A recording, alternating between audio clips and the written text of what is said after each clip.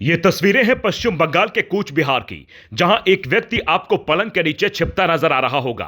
Police झुककर उसे आवाज लगाती है, बाहर निकालने की कोशिश करती है तो कहता है बाहर नहीं आऊंगा। आखिर में किसी तरह पुलिस उसे बाहर लेकर आती है, जहां भीड़ उसे घेर लेती है। जांच में पता चलता है कि यह टीएमसी का नेता और सिविक वॉलेंटियर शाहिदुल मियां है, जिसने चुनाव से पहले इसने सरकारी आवास योजना के तहत घर दिलाने के नाम पर गरीब लोगों से 5 से 20 हजार रुपए तक कट मनी के तौर पर लिए थे, जो कुल 8 लाख रुपए के आसपास था, जिसे मांगने लोग इसके दरवाजे पर पहुंचे तो डर से पलंग के नीचे छिप गया। यहां कट मनी का मतलब है रिश्वत के पैसे, जिसे लेकर ममता बनर्जी ने साल 2019 के चुनाव में खुद कहा था अगर किसी ने कट मनी ली है तो वो जनता को वापस कर दे, जबकि बीजेपी ने इसे चुनाव में मुद्दा बनाया था। आरोप था कि बंगाल में गरीबों को किसी भी योजना का लाभ लेने या कई कामों के लिए खास रकम ली जाती थी, जिसे आसान शब्दों में रिश्वत कह सकते हैं।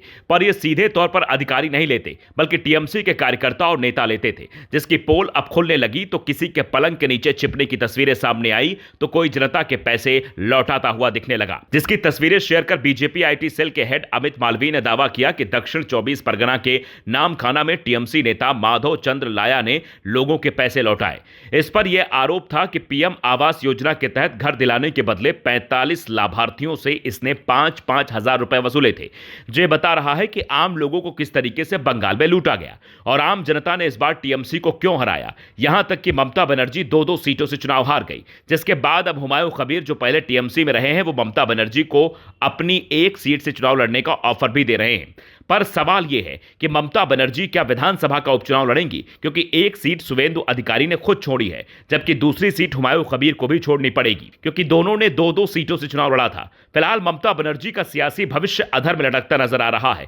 उसकी सबसे बड़ी वजह है टीएमसी में भारी टूट, जिसने नेता विपक्ष तक का पद टीएमसी से छीन लिया और पार्टी से बगावत करने वाले ऋतव्रत बनर्जी को स्पीकर ने नेता विपक्ष एक तरीके से मान लिया है। इसके अलावा अभिषेक बनर्जी भी हमले के बाद से जनता के बीच सीधे तौर पर जाने से बच रहे हैं और अब ममता बनर्जी के खिलाफ देशद्रोह तक की शिकायत हुई है। यह एडवोकेट रिंकी सिंह की ओर से साइबर थाने में भेजी गई आवेदन की कॉपी है, जिसमें लिखा है 2 जून को कोलकाता के रानी रासमणी रोड पर विरोध प्रदर्शन के दौरान बांग्लादेशी नागरिक उस्मान हादी के मारे जाने को लेकर केंद्रीय गृह मंत्री अमित शाह पर गंभीर आरोप लगाया है। ममता बनर्जी दावा कर रही हैं कि गृह मंत्रालय के आदेश पर संगठित ढंग से बांग्लादेश में इसे अंजाम दिया गया है।